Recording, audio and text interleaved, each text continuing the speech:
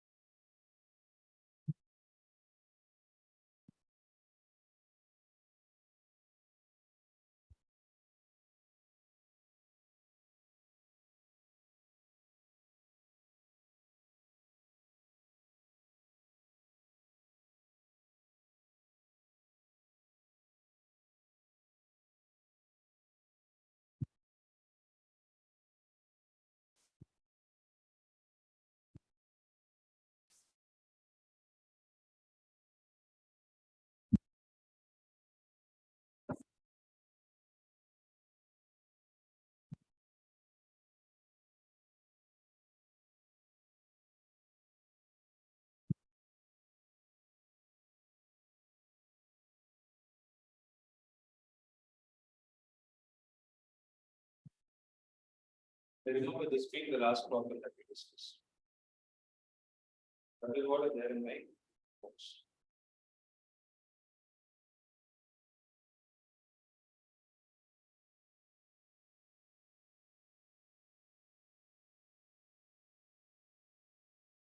Right? This one.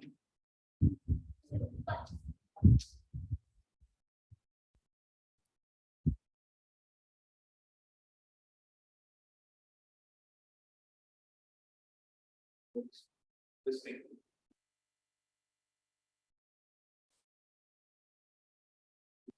Keep it up.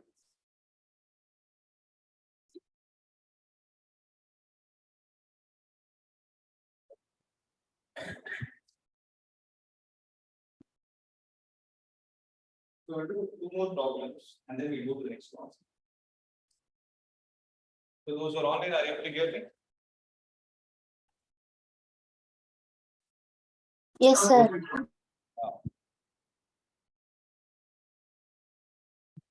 Okay.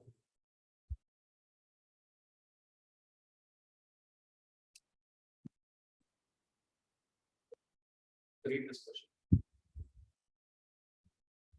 While launching a rocket of mass 2 into 10 power 4 kilogram, a force of 5 into 10 power 5 Newton is applied for 20 seconds. Calculate the velocity attained by the rocket at the end of 20 seconds. So, how to do this? Means what is the velocity with which the rocket has started is what they are asking. So, how to solve this?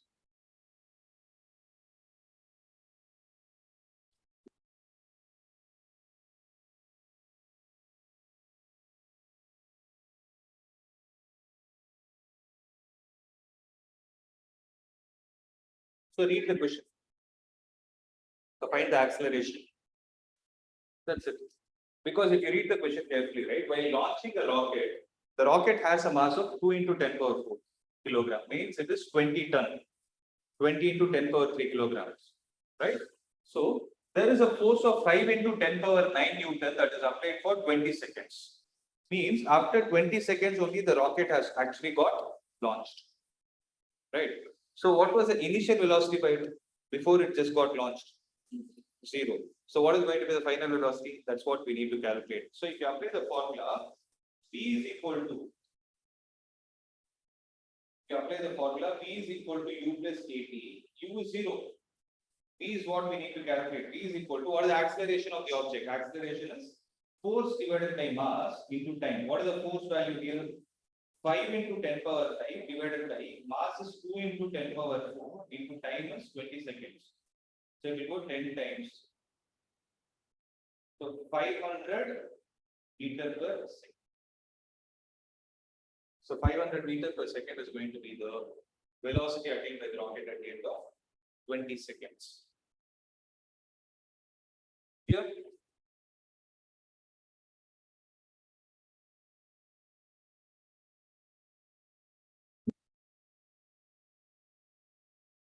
Shall I proceed?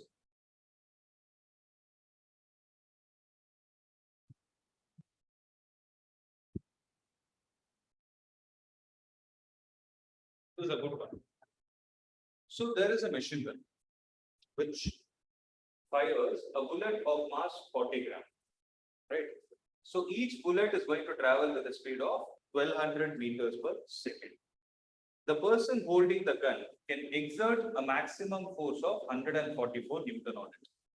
What is the number of bullets that can be fired from the gun per second? If you see, they are not asking the exact number of bullets. They're asking the number of bullets per second, the rate at which the bullets are actually coming out. Okay? So you need not think anything outside the Newton's laws of motion and the concept of momentum. Okay? First, let's take the data and then try to analyze it. So what is the solution? Mass of the bullet is 40 gram. So that is the mass of each bullet, right? And the speed with which it is launched is 1200 meters per second, right? And what is the force exerted on it? Force is 144 Newton. What is the number of bullets that can be fired from the gun per second? See, generally, in physics, right? If you want to write something in terms of number, you always use uppercase. So number, if you want, you need to write capital N. Don't get confused between this N and this N. This is the unit. So capital N represents the number. And whenever you want to write the number per second or number per length, something like that, then you will use small n. Okay, that is the notation process. If you want, you can use capital N also, but generally small n is used for number per unit of something. It can be per second, per unit volume, or anything of that sort. Okay, so this is actually the number of bullets per unit second, or I'll say number of bullets per unit time. T stands for time. So capital N divided by T. Are you able to understand this? So how to solve this? We know that according to Newton's second law, force is equal to delta P by delta T. So what is the change in momentum that is taking place? The total mass, right? So M is the mass of one bullet. So capital N will be the N number of bullets that are coming out. So capital N into M into P minus Q, the whole divided by T. Right. So what I will do is I do a small change. I'll call this as B. Yeah, I'll change this as B so that you're not confused. Means the velocity with which the bullet is coming out after the force was applied. Okay. So this will be equal to, I have capital N by T here already. So I'm keeping the data separately into all other values I have. What is the mass? 40 into 10 power minus 3 into velocity is 1200 minus 0. And what is the value of force that is given? 144. So here in the place of force, I'll write 144 is equal to, I'll write this whole data again. So capital N by T into 40 into 10 power minus 3 into 12 into 10 power 3. Right? So 10 power minus 3 into 10 is 10 power minus 2. So 10 power minus 2 into 10 power 2 is going to give you 1. So 144 will be equal to capital N divided by T into 12 into 4 is 48, which implies capital N by T is going to be equal to 6. Means there are 6 bullets that are coming out per second. Do you understand?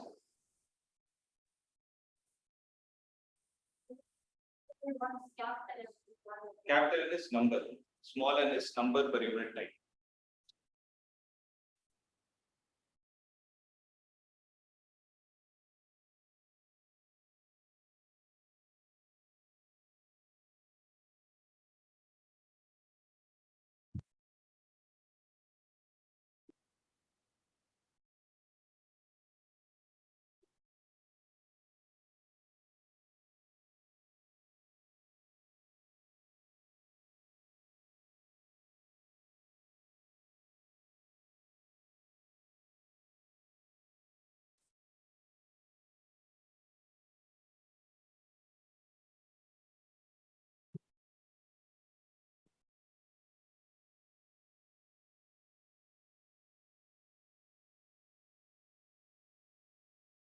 I hope the problem is clear.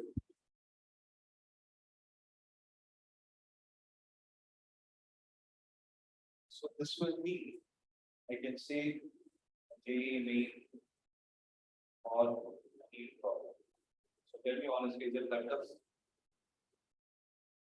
These are questions. This is actually a part of level of your NCERT. This is what they ask. Only thing is the exposure. These kind of questions are basically given in the sample paper.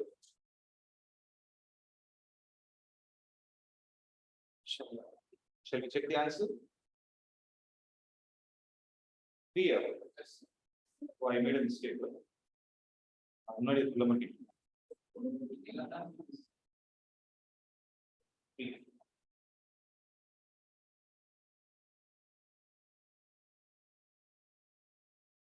48, 144 by 48 is 3.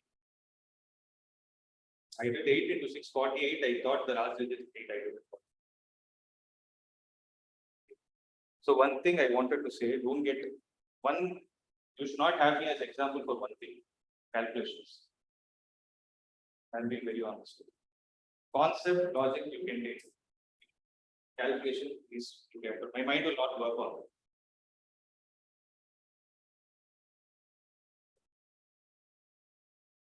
Right. Shall we do one more problem? With this, you will get some grip on this chart, this concept. Okay, then we'll proceed to the next part, that is friction. Okay, now let's. There is a ball which is moving with a momentum of 5 kilogram meter per second. Okay. It strikes the wall at an angle of 45 degrees and is reflected at the same angle. Calculate the change in momentum. This is also a good problem. Okay. So let's try to visualize it first. Let's say there is a wall. There is a ball which is going and striking with a momentum of, so listen to this. So it is striking with a momentum of 5 kilogram meter per second. So they didn't give you the mass and velocity, they rather gave you the momentum itself. But here the tricky part is, it is hitting at an angle 45 degrees with respect to whom? So whenever they give you angle, right, the first question that you're supposed to ask is, the angle is measured with respect to which line? So here, if I measure it with any line, it is going to be the same. That is why they didn't tell you with respect to what. Right? When you solve the problem based on projectile, they tell you projectile is thrown at an angle of 30 degrees with respect to horizontal. If they just say 30 degrees and leave, no, question is ambiguous and it is wrong.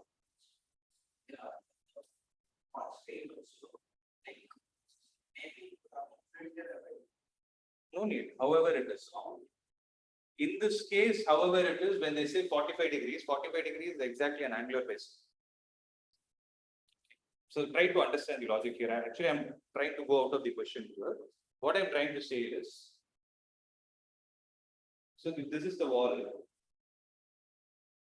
The ball is coming and hitting the wall at an angle 45 degrees. So whenever you speak about an angle, I repeat this again, angle is always measured between two lines. Angle can never be measured between a line and a curve or between two curves. It cannot happen. Basically, what is angle? Angle is rotation of one line with respect to another. That's the logic, right? So if you see this question, they didn't tell you 45 degrees with respect to what. So in this one, it doesn't matter because if I take this to be 45 degrees, I'm saying 45 degrees with respect to the wall. Whereas the other angle that I can think of is something normal to the wall. If I take normal to the wall, this will also be 45 degrees. You're able to understand the logic. So that's why they didn't mention it. But I'm stressing here again, had it been 30 degrees, they should have clearly mentioned with respect to what, or else you cannot use. So you should always search for it. Okay. And is reflected at the same angle. Again, same angle with respect to whom? With respect to anything is the same.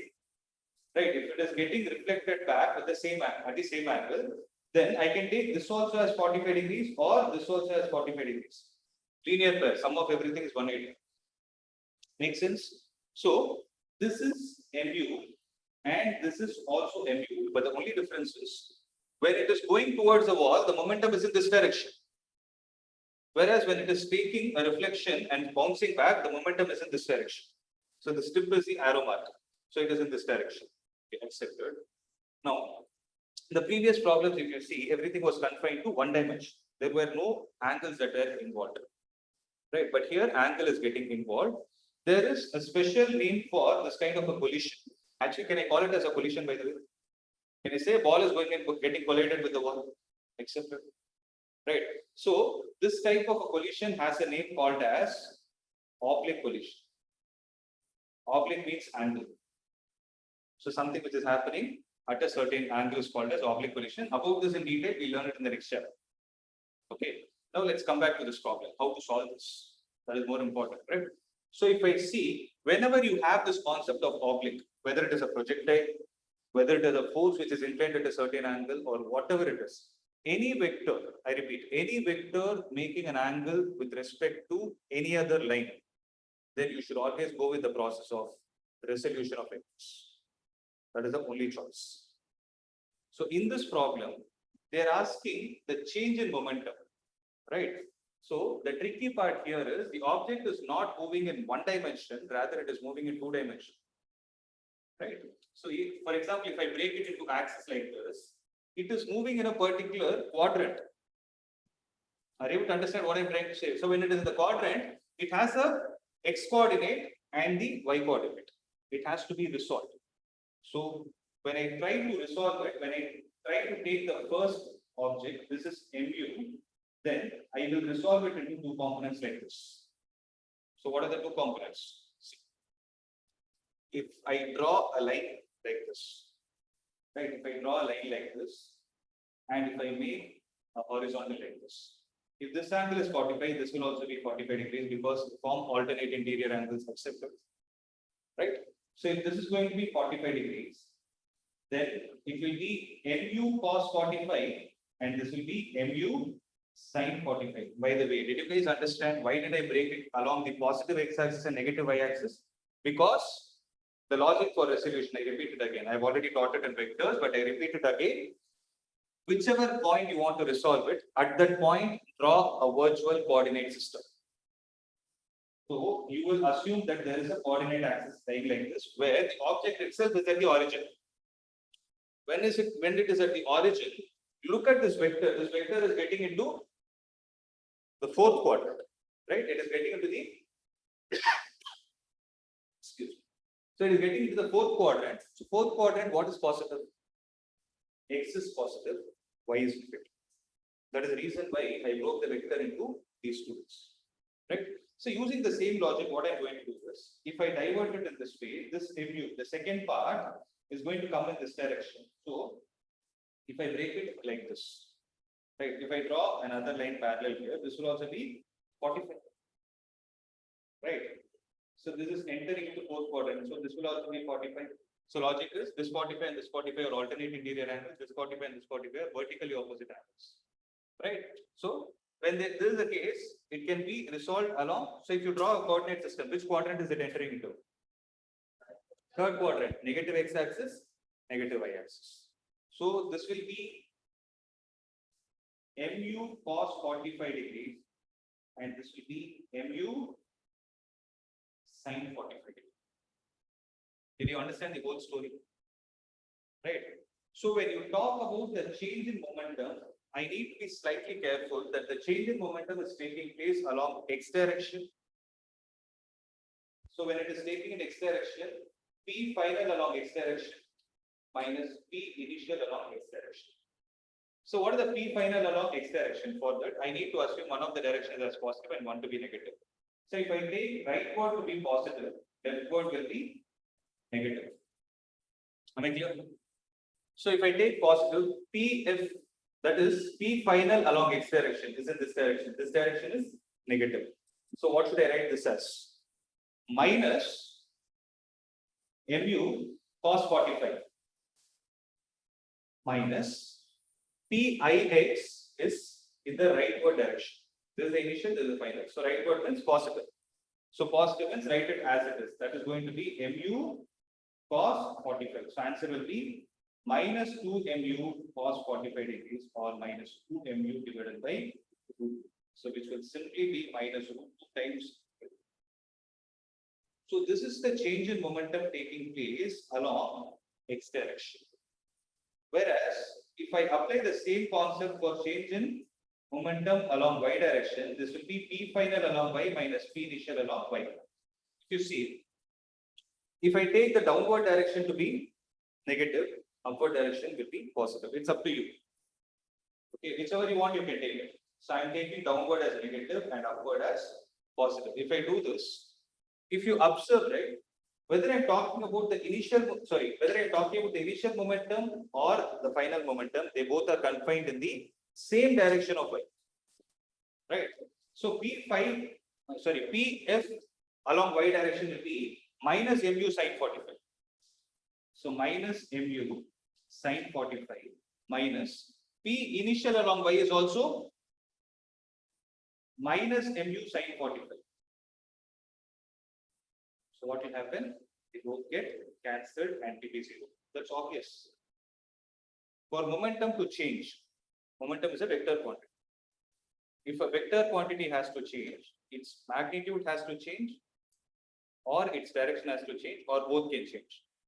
So if you observe in the case of momentum along y direction, magnitude is the same, direction is also the same.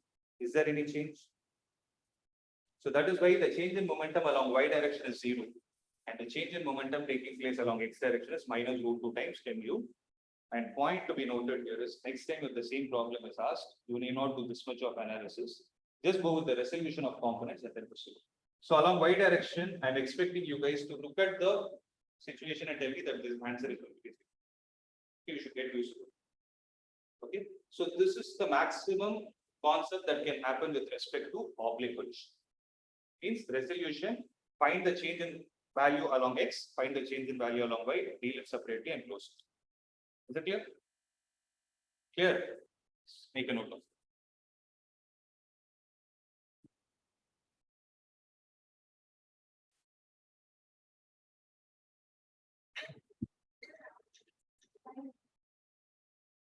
The circuit will still be the same. If it is not zero, then you have to find the result.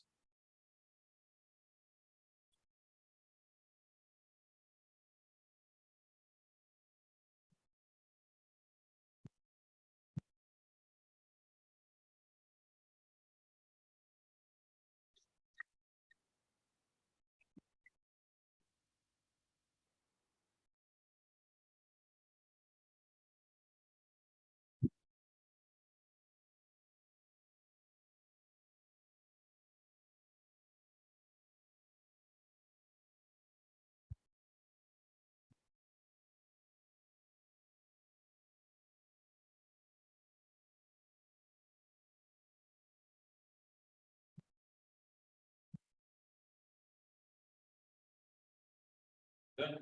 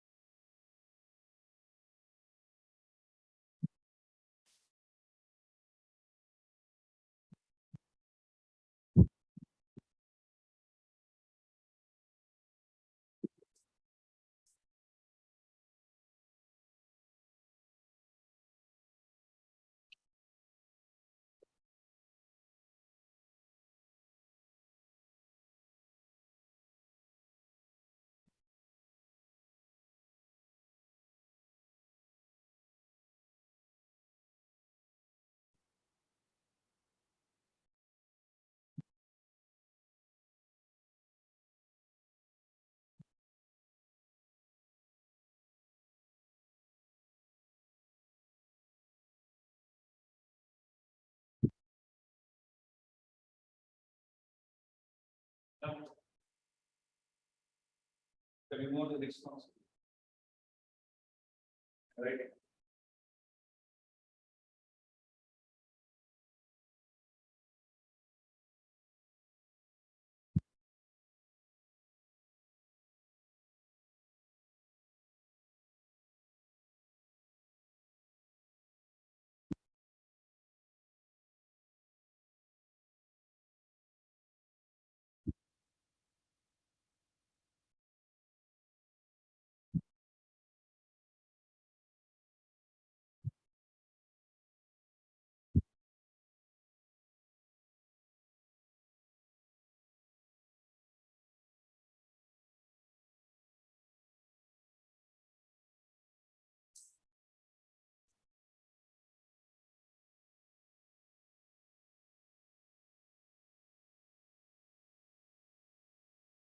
So I'm expecting you to substitute the final.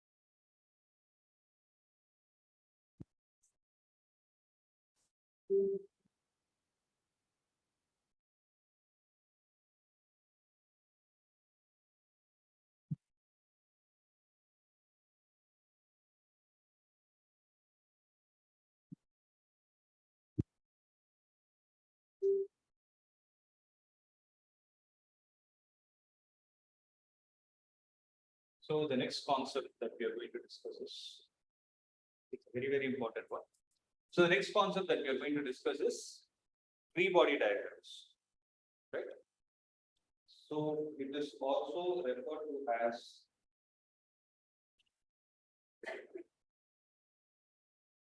FBD. So you can also refer to them as FBD. Okay. And this is one of the most important concepts in physics itself, not only with respect to the chip. So it is very important for us to understand these concepts clearly before we proceed with solving other set of problems. Okay. So first thing is, let us say there is a fixed surface. Okay. So I'm taking this to be the fixed surface on which there is a box kept. So let's say there is a box that is kept on top of this fixed surface.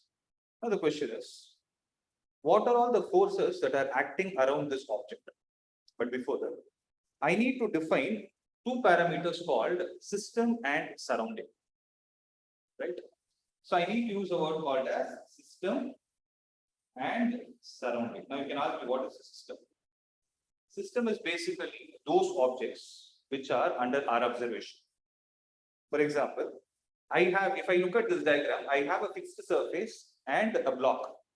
Okay. Now, what is the subject on which I'm trying to concentrate? It is the block. So in this case, this block that is drawn is the system, and anything other than the system is called as surrounding. Okay. So here, if you see, there is only one box, and I can call it as one particle system. There is only one object present or one object system. Now I am concerned to understand what are all the forces that are associated with it. Right. Now the question is, okay, let's say this fixed surface is the ground itself. You keep the block on top of it, it is going to be stationary, accept it. Let's say this fixed surface is a table which is slightly elevated from. Okay. If I move this table all of a sudden, what will happen to this block? Will it be still able to hang in the air? No, right? It will start falling down. Why?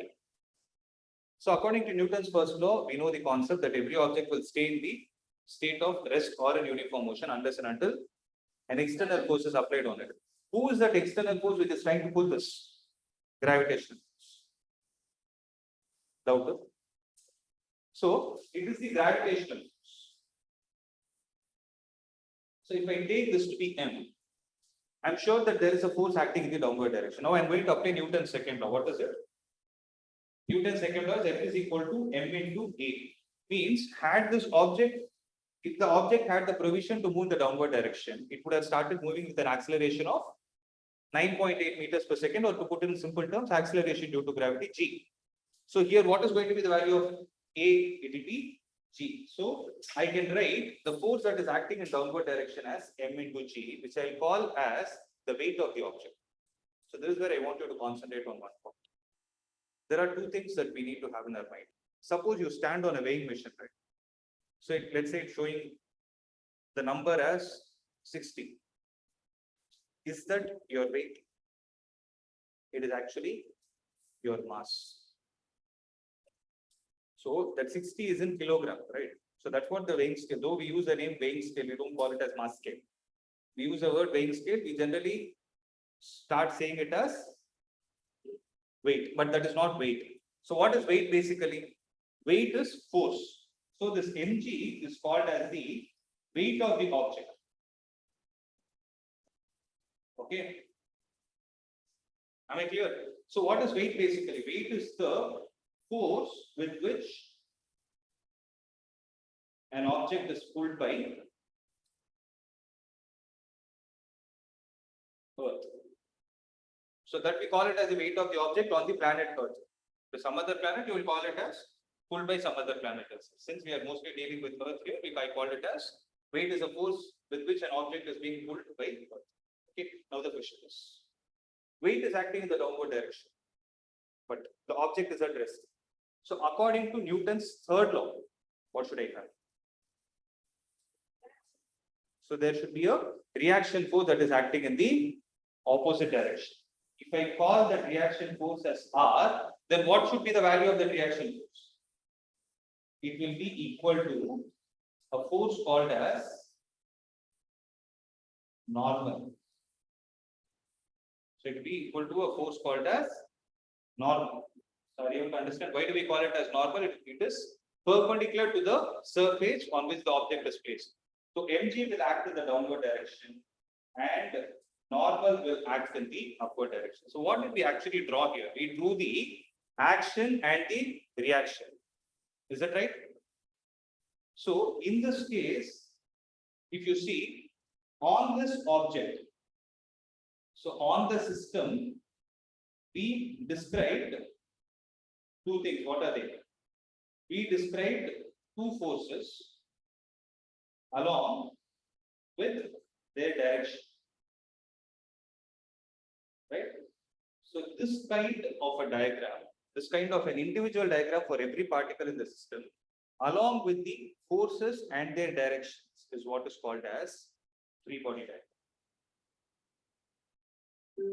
So this is the free body diagram of this system present in this diagram. Is it clear?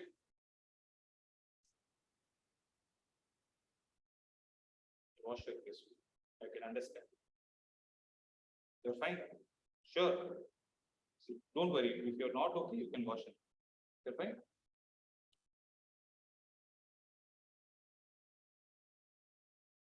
Understand there is a lot of heat.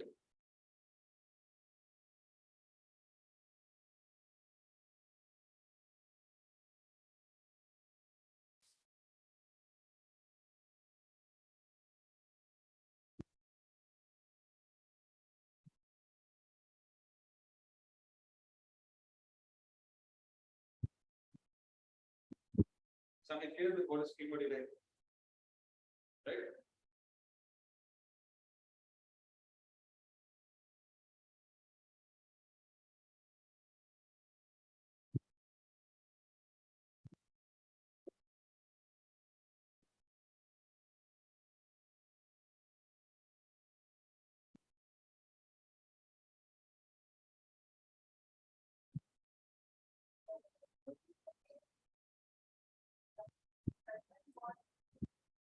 will only be M2. Normal is a contact force. The normal is from normal to the surface. When the surface itself is not there is no normal.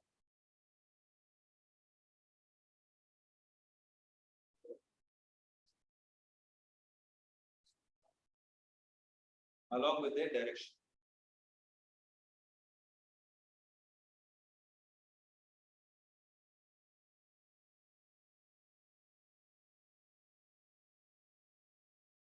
So here I am discussing two concepts. One is about the reaction force and one is about the free body diagram.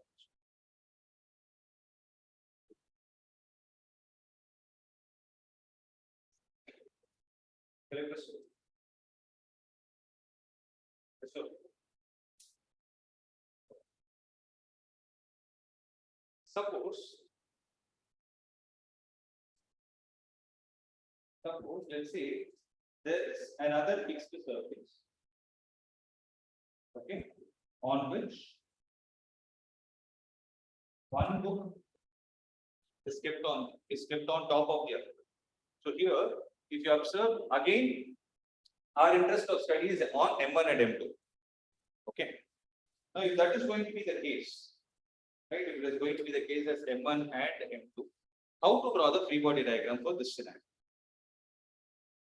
Now, if you see, if I take the object M1, so basically here it is a two particle system because two objects are under observation. So for M1, the weight acts in the downward direction, which is M1G. And there is a normal force offered by whom? There is a normal force offered by whom? Offered by the surface at the bottom. Is that right? So there is a normal force offered by the surface at the bottom, which is acting in the upward direction. I'll call it as N1. Is that right? Now, if I draw the free body diagram of M2, then for M2, what is going to happen? M2G will act in the downward direction and another normal force will act in the upward direction. But this time, the normal force is exerted by whom? The normal force is exerted by block 1. So this I will call it as N.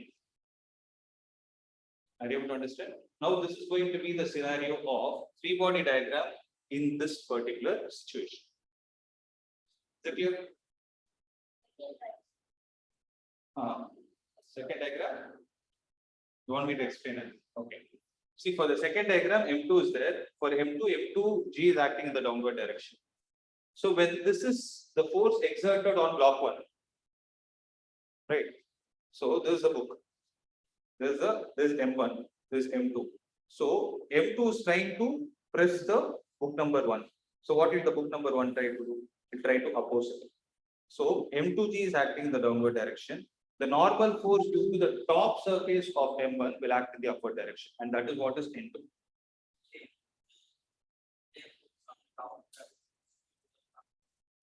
Which one? I draw it in wrong.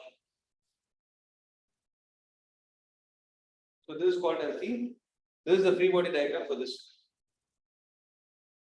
Okay.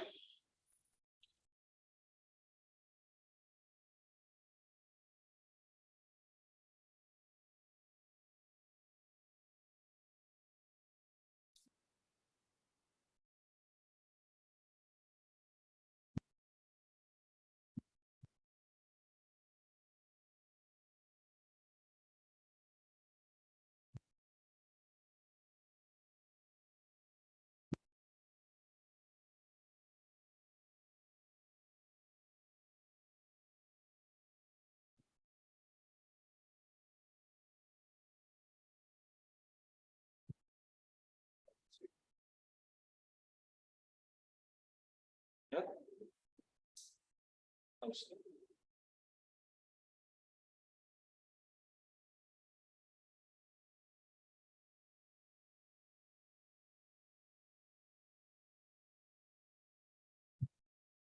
Let us say there is an inclined plane on top of which there is a mass placed. Meaning, this is there, and let's take this remote.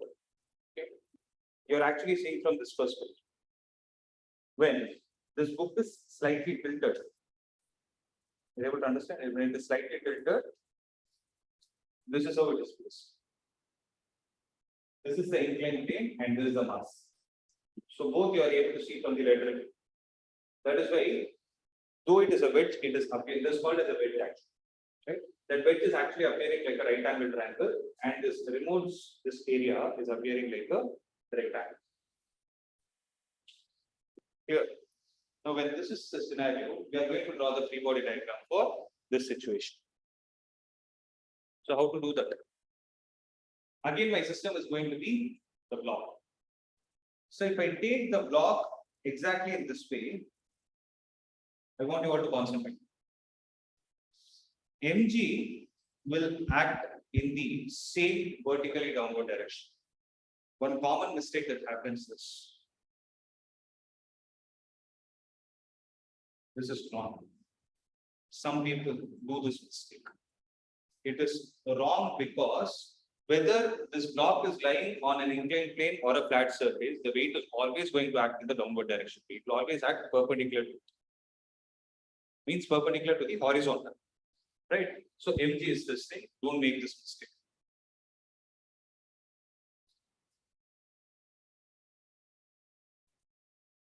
Right? Now, in this scenario, if Mg is in this direction, now you saw that when I started tilting the book, the remote started slipping down. Why did that happen? Because when Mg is acting in this direction and normal was acting in this direction, it got balanced. Whereas when I started tilting it, it is like this, and Mg is still there, but a component of Mg comes in this direction, which is actually pulling the block out, which is actually making the block slide in the downward direction. Is that clear? So, this Mg has to be resolved into two components. One of the components, this component is exactly parallel to the inclined surface, and this component is perpendicular to the inclined surface. Okay, what are those values? We'll see. I hope it is clear to this step. So Mg is always in downward direction, but who is actually pulling the object or making the object slide along the inclination? It is the component of that Mg. It is not completely Mg. Is that clear? What that component is, we'll see. Now, when Mg cos theta is acting in the direction perpendicular to the inclination, sorry. When there is a component of Mg acting perpendicular to the inclination, then there should be a reaction force offered. And in this case, the reaction force offered by the inclined plane will be in this direction. So this is going to be the normal. This is the normal. Now, we will see where that, we will see what is the value of this component and the perpendicular component. For that, what I'm going to do is, I will just create a symmetrical right angle triangle for you to visualize it. Okay. I just constructed the symmetrical right angle triangle. If this angle is theta, how much will this angle be? It is a similar triangle. So if this is theta, this will also be theta. So if this is theta, then this is 90. Then how much is this angle? It is going to be, or I write it like this, it is going to be 90 minus theta. Right? This is 90 minus theta. But remember, whenever you resolve the component, there is another trick to be remembered. Whenever you resolve the component, you will always resolve them into perpendicular components. So who are perpendicular here? This component and the component perpendicular to the inclined plane are perpendicular to each other. Am I clear with that? So if these two are perpendicular, out of perpendicular 90 minus theta is gone. So what will be the angle left out here? So next time onwards, you need not draw anything of this sort. If the angle of inclination is theta with respect to the horizontal, blindly take the value to be theta here because you know why it has. Since this is the first time, I explained it in detail. Am I clear now? So if you see, when this angle is going to be theta, then this Mg is resolved into one component like this and the other like this. So wherever theta is there, what component will it take? It will become cos. So this is Mg cos theta, and this is going to be Mg sin theta. So if the object is going to slide, who is responsible for the slide that is taking place along the inclination, it is mg sin theta. And along the vertical direction, it is balanced. So this is the free body diagram in the scenario where you have an inclined plane with a mass lying on it. That's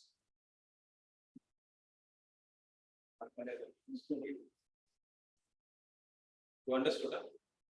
I wanted to complete it, but again.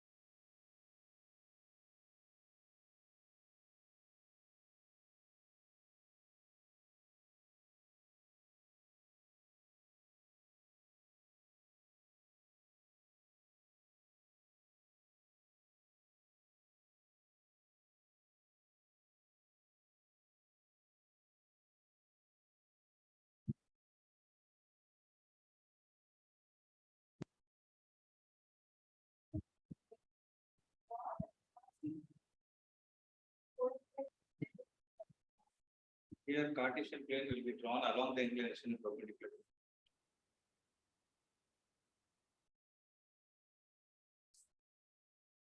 So in this case, this is taken as x-axis, this is taken as y-axis.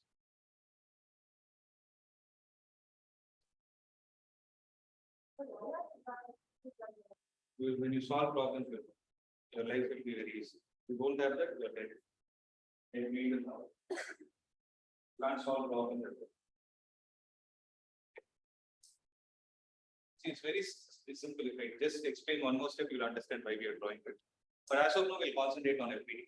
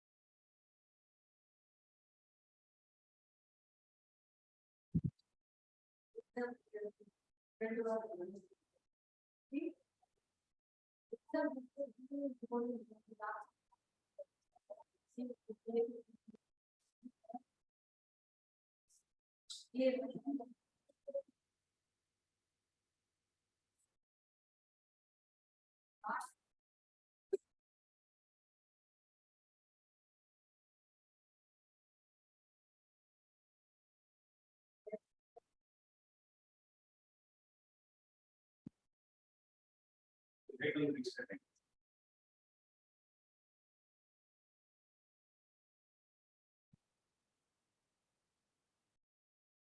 So write down the next setting as what you people are always tension. Always no. Exam paper, if you see tension, physics are tension, maths are tension. Never enjoying life at all. Right?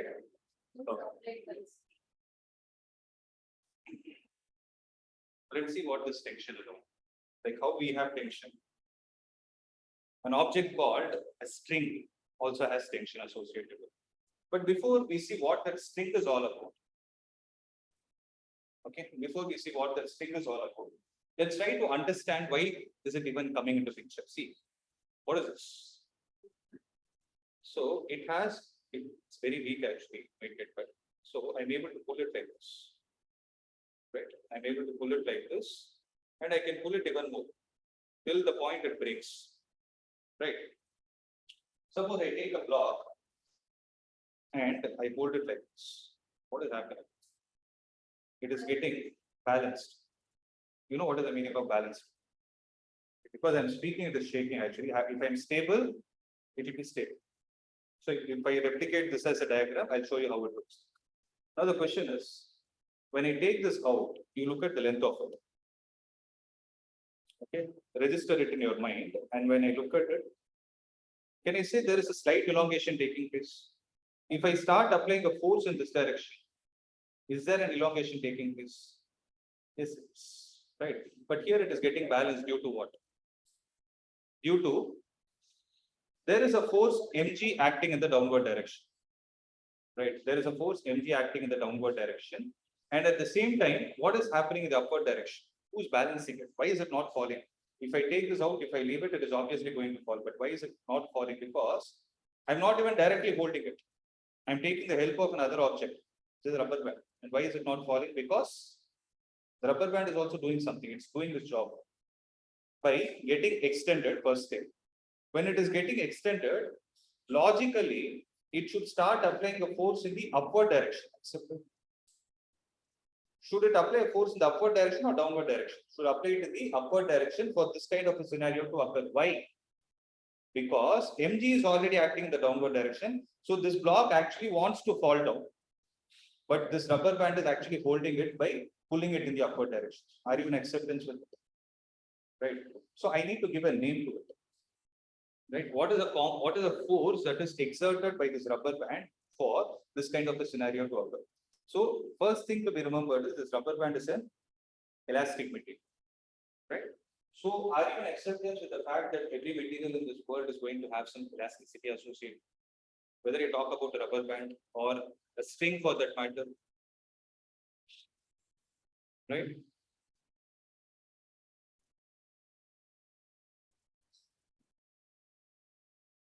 Right. So when I take the string, I'm balancing it. So what is happening in this scenario? mg and so it's revolving, that's a different story. I have to hold it tight. So mg is the downward direction and what is in the upward direction? So normal comes into picture only when this surface is in contact with another solid surface. Normal is a contact force. So there is also one common mistake which people do that you plotted. So it's not normal. Had my hand been there, then I can call it as normal. Means if this is the scenario, this is mg, this is normal, except. But it is hanging in the air. Then what is happening here? Then there is some force that is being exerted by the particles of the string. Try to visualize it. I'm going to the microscopic level. So macroscopically, I'm able to see a length associated here. Whether I hold it here, whether I hold it here, whether I hold it here, It is still getting balanced. No change in that.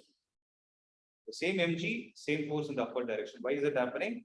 To some extent, you can say that this is not elastic, right? Compared to the previous scenario, can you say that this is not elastic? But it also has some elastic property. That is a different story. It will get slightly elongated, which we cannot see it with eyes. There it is visible to some extent.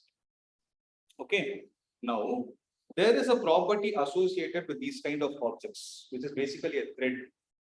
Right? In the language of physics, you call it as a string. Right?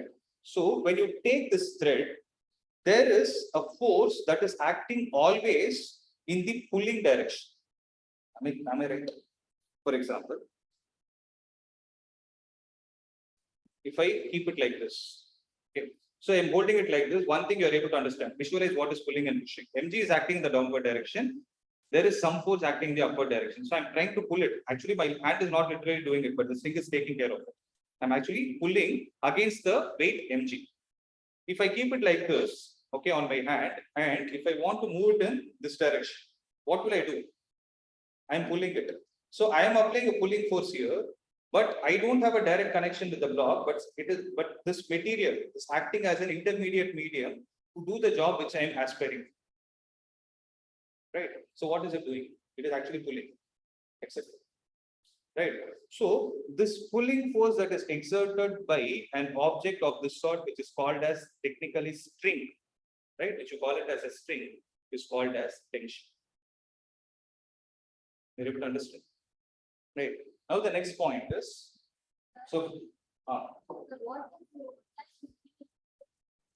keep it in a.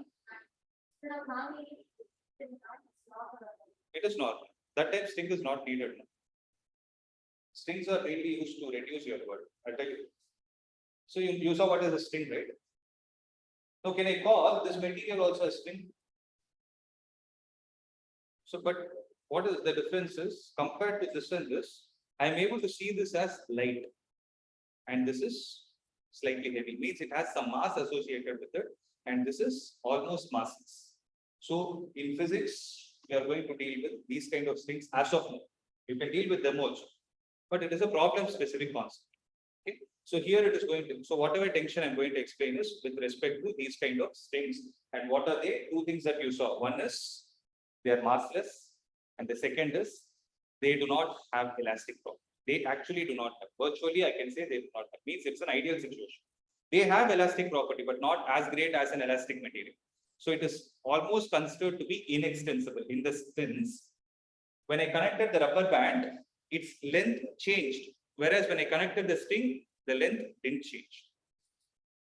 Is that clear? Which we could not see at least. So that kind of a situation, we'll call it as inextensible string. Okay. So when you talk about a string, which is basically massless and inelastic in nature. So these are the two assumptions that you are taking into consideration. So speaking in reality, it has some mass. It has some elasticity, but those two values are approximated to zero. So this is called as an ideal situation. So in this kind of an ideal situation, if there is a block which is held with the help of a string or a thread, so technically I'll call it as a string only, then if I draw the free body diagram, then mg will act in the downward direction, and there is a force called as T that will act in the upward direction. Okay. Are you able to understand this? So one more slightly deeper concept which I would like to explain here is, if this is mg, right? So there is a string. Of course, it has a length associated with some amount of length till wherever you are holding. So this pulling force tension will act in the upward direction closer to the mass which it is holding. Whereas for this tension to get exhibited, see, for example, had I held like this, had I kept it just on my hand, can I speak about the tension in this? It is doing nothing. So for me to talk about tension, what should I do? I need to apply a force at the other end. So one of the ends who's taking care, the block is taking care, but at the other end, I'm taking care. I'm holding it actually. Right. So when I'm holding it, at this point where I'll call my hand as a fixed surface, at this point, the tension will start acting in the downward direction because I am already applying a force in the upward direction to hold it. My hand is able to sense that the block is being pulled down. So I am actually applying a force in the upward direction so that I am making it inextensible, so that the tension, the reaction force offered by the string to the block is in the upward direction, whereas the same tension offered by the string to my hand is in the downward direction.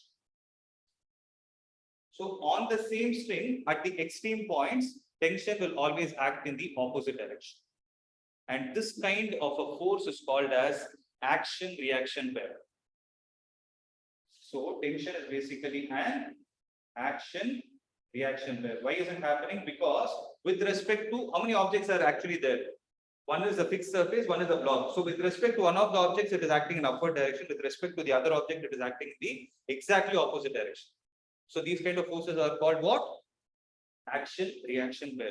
Means on if you take the same length, they are always in opposite direction. Is that clear?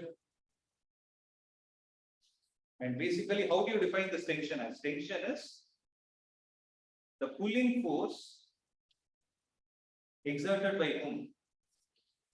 Exerted by an extended or firm string. What do I mean by firm string? Firm means it is tight. Okay. So when the string is tight, it starts exhibiting a force in the opposite direction to the action force called as tension. Am I clear?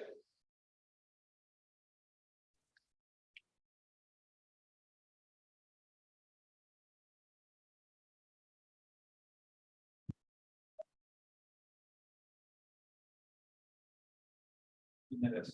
Okay, next. For solving purpose, if you take mass into consideration, right, then there is a parameter called mass per unit length that needs to be taken into account. So when I explain this concept, right, I told you one important point. Whether I hold the string here, or I hold it here, or I hold it here, what is happening is the same amount of tension is acting.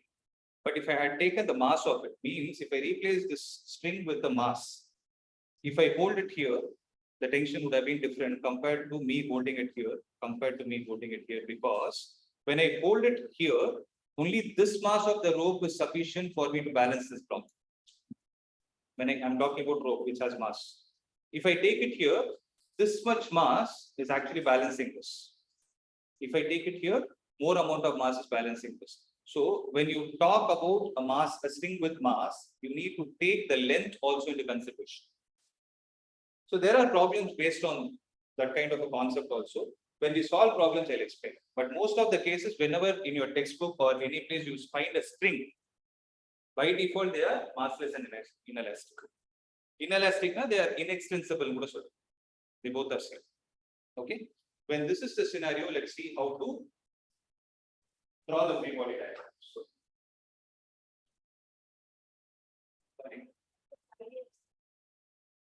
ideal means massless.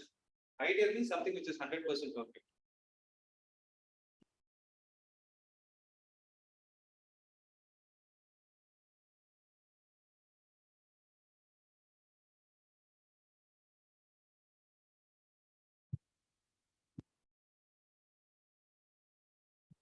Right.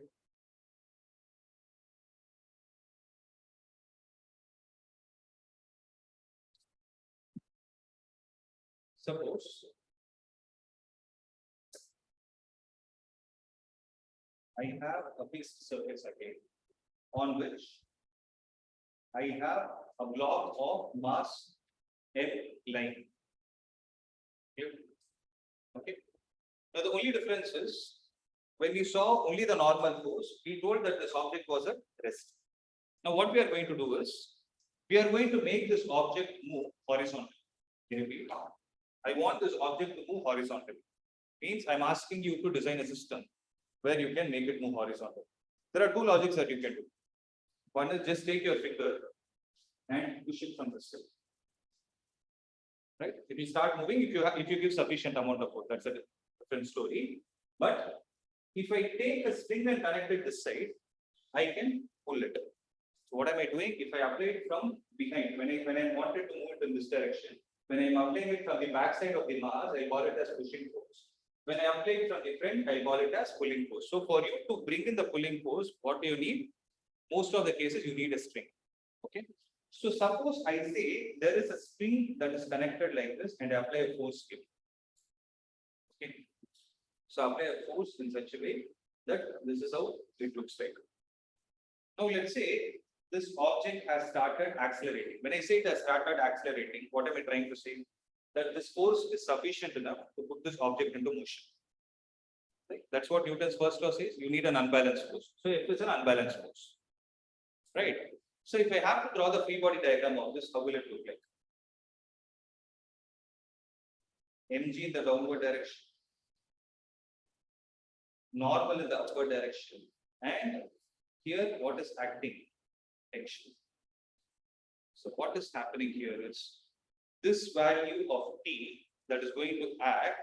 If I try to break the string into a smaller part and try to draw the free body diagram for this also, generally will not do it, but for us to understand, we are doing it.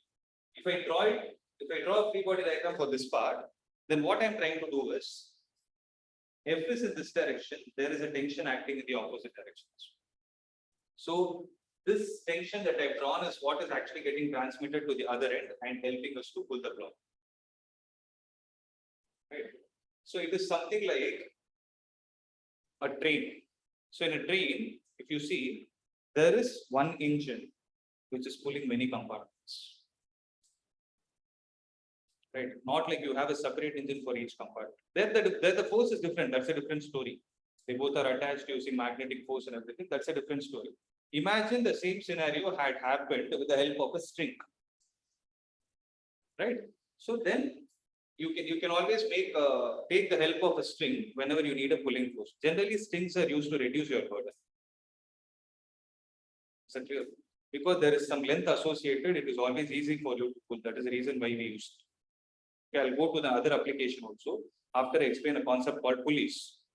Okay, as of now, I hope this diagram is clear. Please make a note of it.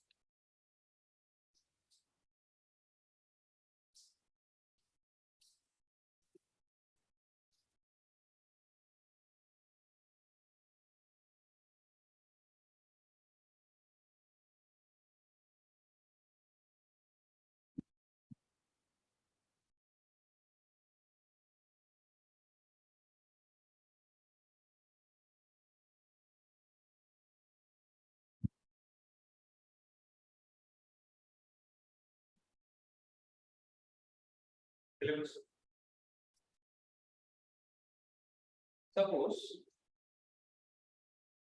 there is a fixed surface like this, and I have two masses, let's say M1 and M2, which are connected with the help of a string, and there is a pulling force applied in this direction.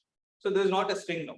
There is a pulling force applied, and draw the free body diagram for this case.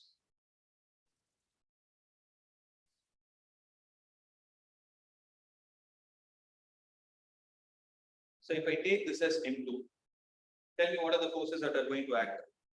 Force F in the rightward direction, M2G in the downward direction, and here there will be a normal force N. As of now, let's write it like that. Okay, and there is a force which is acting on the string immediately in connection with it. So in which direction will the spring try to exert a force on the block? So when the block is trying to move in this direction, what is it trying to do to the string? It is saying string also come with me. But what will the string say? I'll not come. So it will start applying a force in the opposite direction. So tension in this case will start applying in the opposite direction. Where at the point closer to M2. Similarly, if I draw the free body diagram of M1, right, then M1G is going to act in the downward direction. and there is a normal force acting in the upward direction. But will M1 move or not? If this force is sufficient enough to pull both the blocks, will M1 move or not? It will start moving. Due to whom? Due to the string that you have connected. Means this force is actually transmitting its force through the string and taking itself to pull that M1. Right? When that is a scenario, on M1, there is a force acting, which is a pulling force, which is going to be the same value of T. What I'm trying to tell here is, if you observe, this string and this string are the same. I repeat, this part of the string and this part of the string come from the state sync setup. Right? Whereas on the string, at this point, there is a tension acting in this direction. Whereas exactly on the opposite end, it is acting in the opposite direction. Are you able to understand? Right? So you should write the same value of T, but a small correction that I need to do here is, that is what I told you in the beginning. As of now, let us write it as N. But the normal force will be different for both the objects. Though it is the same surface, the reaction force that is going to come into picture depends on what mass you are placing on that surface. Am I clear? So what I should do here is, I should not write it as N and N, rather I should write it as N2 and N1. Clear? So here what is different? Normal is different, but tension is the same. Clear? Make a note of it.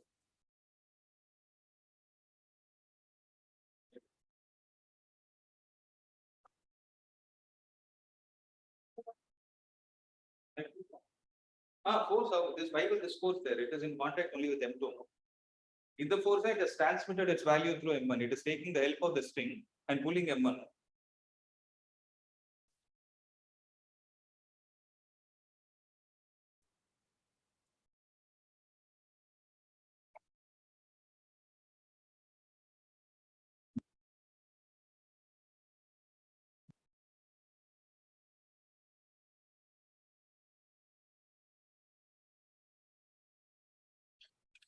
Here. No.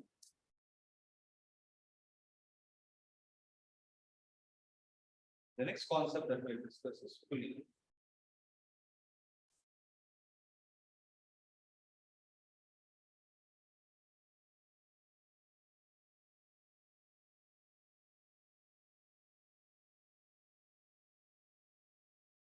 So let us know what is the pulley. You would have seen.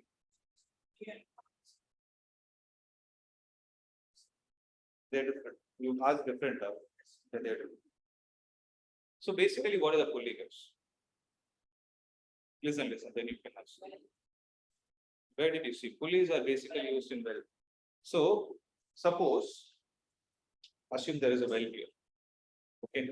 And I give you a bucket with a rope. So obviously you can't jump and bring the water up. You don't do that. Right? What do? You take a rope connected to this bucket, drop it, and you will just shake it so that the water is starting to enter it. Once it is filled, what will you do? You will start sensing some weight, because water is there inside it. Once the weight is filled, you will start lifting it like this. In this scenario, when you don't have an object called as a pulley, right? But logically speaking, when you do that, you need to apply more force, because when you're trying to pull it in the upward direction, right? So you're able to visualize when you're pulling it in the upward direction, you are actually directly applying a force against the weight of the object. Whereas if I take a pulley like this and I put it in this way, now what I do is I'll do the same thing, but you can enjoy it this way. What will you? You will release it like this. You play like this around the pulley. It is smooth. So it also revolves. Right? This is how you'll see. So you just make it revolve. Once it goes, again shake, water goes in, wait. Now you can easily pull it. So in the previous scenario, what did I do? Observe. I cannot pull it like this. What did I do? I had to use both my hands. Whereas here, comfortable. Correct. So why are pulleys used? They're simple machines. It's not time. It's not about time consuming. To reduce your effort. It's mainly to reduce your effort. It's like you go to a gym, take dumbbells. You can actually sense the weight. You will sense the weight here also. But if you go comfortably, stand in front of a machine, your job is easy. What is noise? Who told you that? You think what it is?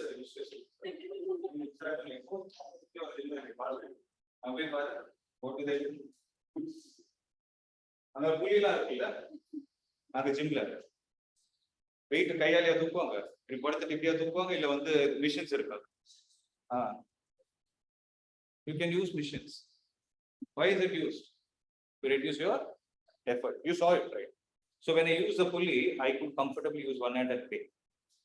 Right? Had this hand been free without holding it, I could have enjoyed it. No. So pulley is basically something like this, circular object. Now when I see it like this, now it is not, the pulley is not going to be stationary like how it happened here. What will happen is it will also tend to rotate. Right? Generally it will tend to rotate, but if there is slight friction, what will happen is it can see slight amount of friction. I will not say great amount. If the great amount is there, the rope will not slip over it. Okay. So there is slight amount of friction present, then you can slowly pull it in the upward direction. Now you are able to see this pulley. You are seeing the cross section. Now it is going to be circular. You are going to have a center. So this is called as the axis. What is it called? Call it as axis. So any line that is perpendicular to the pulley and passing through the center, we call it as axis. Okay. So a pulley has an axis into this, means it is acting like this. You have a pulley, it is going into the plane. So it is revolving about this axis. Okay. So on either side of the pulley, this bucket is mass M. This side we are there. Whatever. This side we are there and applying a force in the downward direction. We tend to pull, don't push. Right? You're applying a force like this so that this pulley is actually taking some amount of your burden so that your work becomes easy. So pulleys are basically simple machines is what I would say. Right? Which are used to reduce our burden or effort. So speaking technically, I should use the word effort. Okay. Now, if this kind of a situation is there, then how do I draw the free body diagram? Right. Now see, the advantages. You are actually taking the benefit of this force called as tension, because string always brings in a property called as tension. Right. So when this force is there is a tension acting at this point. But in this scenario, what will happen is this tension will get transmitted in this direction. Observe. And if I draw a free body diagram of M, then Mg will act in this direction. Tension will act in upward direction. So this is not the same as the previous scenario. In the previous scenario, what did I do? When I had a fixed surface, tension at the mass, tension near the mass was in one direction. Tension near the fixed surface was in another direction. Whereas in this case, what is happening? When you pass it through the pulley, tension is acting in both the directions. I mean, in both the scenarios, tension is acting in the same direction. So I hope you are able to logically think why is it happening. It's not something to do with the diagram or something. It's with the logic. You are able to visualize it. Right? So you pull and it is coming up. So you are actually making use of the tension. Is that clear? So this is how the free body diagram in this scenario will look like.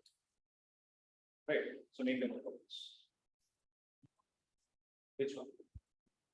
What is that one? So when you apply force, see first Mg is acting in the downward direction. Tension here is acting in the upward direction.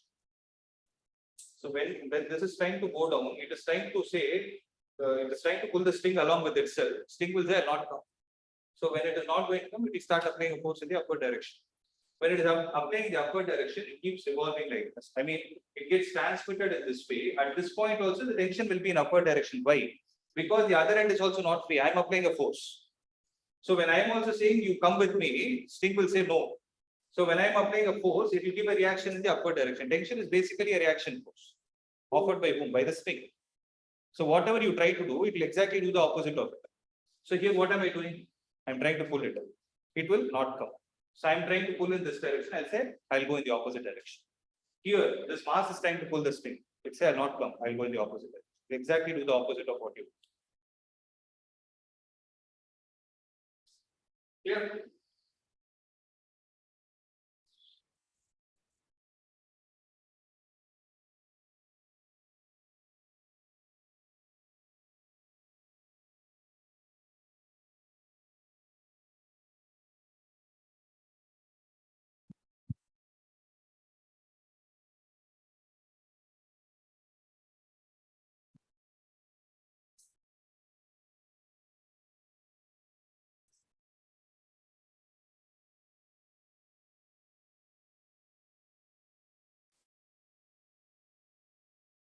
Right. So one last point that I'll tell from this, after that we can wind up. Okay. So I hope it is clear to this point, right? So the last concept is we will see how to draw the free body diagram for this scenario. Let us say this is M1, this is M2, and this pulley is fixed at this point. Okay. So here one point to be noted is this pulley is also considered to be massless. Okay, we didn't take the mass of the we don't take the mass of the pulley into problems. But since here we are only concerned about drawing the free body diagram, this point, as of now, have it in mind, it is massless. Okay. So how to draw the free body diagram for this provided? The mass of the first object is greater than the second object. Okay. So if it is greater than the second object, then M1 starts moving in the downward direction, this will start moving in the upward direction. So it happens automatically. It's like a physical balance that we use. Right, when you go to vegetable shop and everything, when they try to weigh it, if they keep equal weight, it is balanced.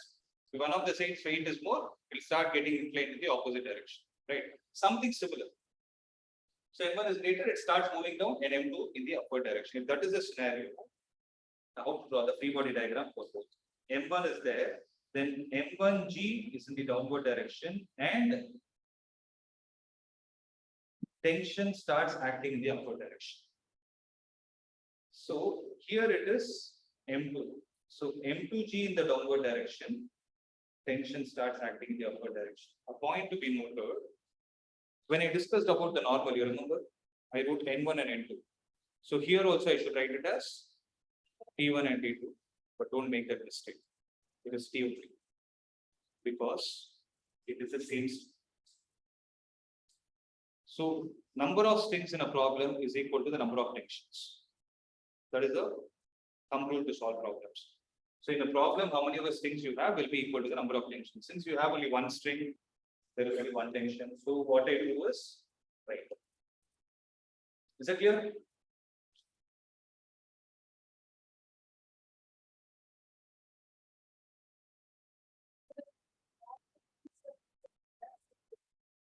Normal, it was the same surface. The normal was different because the mass is very different.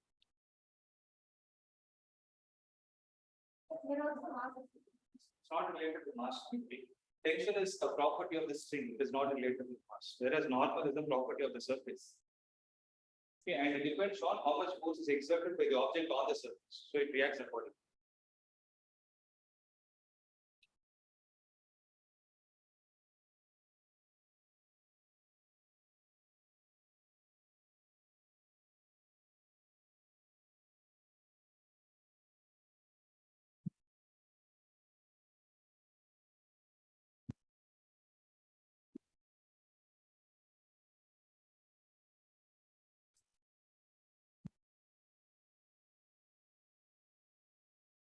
I hope this is clear. Those who are online, is it cleared up? Sir.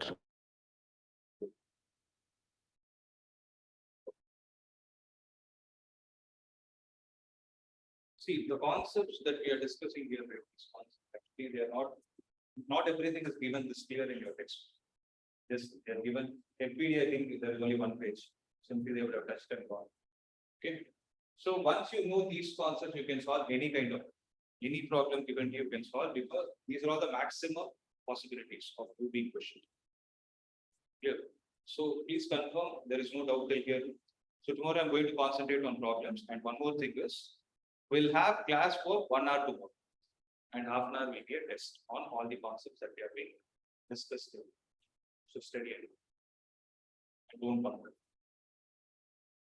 Okay. So come and write whatever you know you write. So clear. Did you all collect your answer papers? You collected it. Collect it and go while you. Okay. And one more thing is, I wanted to find out like how many of you are, apart from this CBSE test, how many of you are interested to write objectives? See, whatever I'm explaining is sufficient enough. You can confidently attend. You people are okay. How many of you are okay to write the test for NEET or JEE, whatever you call it? You guys are ready. Don't look at them and raise your hand. If you want to write, raise your hand, or else no compulsion. Right? Sincerely, you guys want to write it because I need to spend time. It's a mutual respect for each of us. So sure, right? So from next test onwards, or whenever time permits, I'll put a schedule. Okay, I'll put a schedule and give you all the objective problems. I'll try to give you objective problems of whatever we discussed now. That will help you for the competitive exam. At the same time, your CBSE. If you do them, your CBSE will not be a big deal. And I told you, right, what kind of problems I wrote it as JEE main and NEET. That is how you will get it. Not tough for them. And once you have started visualizing them, forget it. You can easily crack it. Is it clear? So how many of you are preparing actually? How many of you are preparing sincerely for NEET and JEE things? That's okay. But you're serious about this. That is what I must. If you're serious. So those who are online, anybody who is willing to write the objective paper? Sir, Shakti, sir. Okay. You just drop a message in the chat box.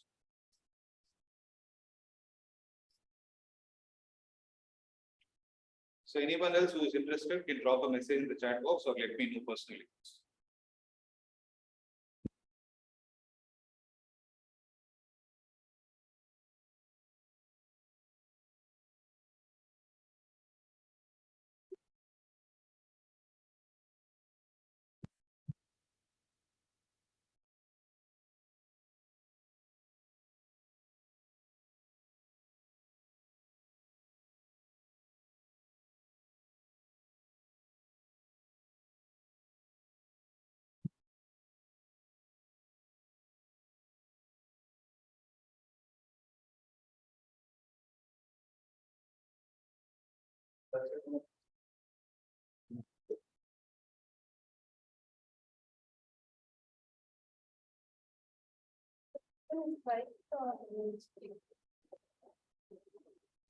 So A vector is equal to B vector plus C.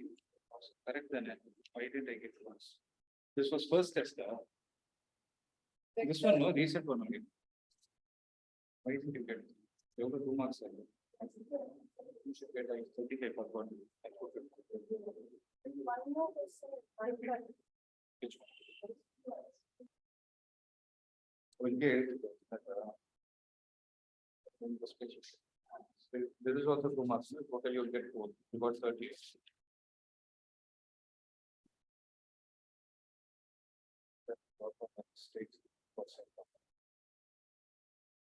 Just inform so that your marks will be updated. Take the rate and delete it. So if A vector and B vector are there, A cross B, right? So how many vectors are possible which are, how many vectors can be perpendicular to both A vector and B vector simultaneously? The answer is not 1, it is 2, because when you do A cross B, so suppose these are the 2 vectors, when you do A cross B, direction will be in the downward part. Whereas when you do B cross A, it will be in the upward. So there are 2 vectors per. The answer is 2. Clear? Any other doubt? First one, what is the question? Condition for vector, they should follow the vector laws of addition. There is actually one point given division in Kurutalagi, but that is wrong actually. But apart from that, it should follow the vector laws of addition. So there were 2 options. One said it should have a magnitude and direction, but most importantly, it should follow the vector laws of addition. So I understand, but actually that is the right answer. Generally, division not a key, but more precise is that.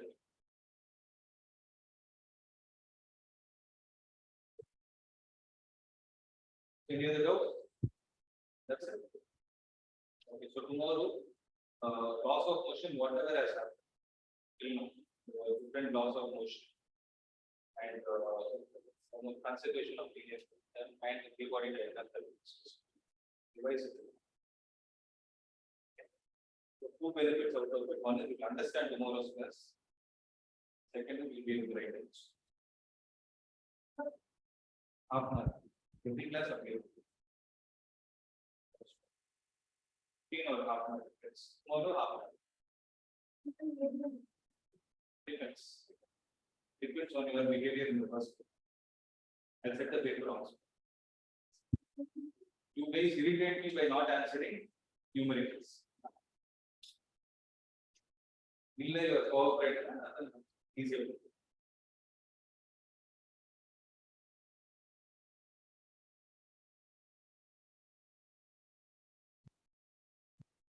Can you find out?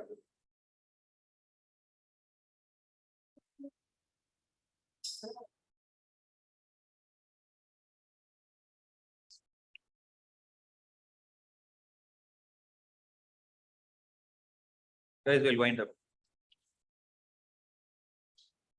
Sir.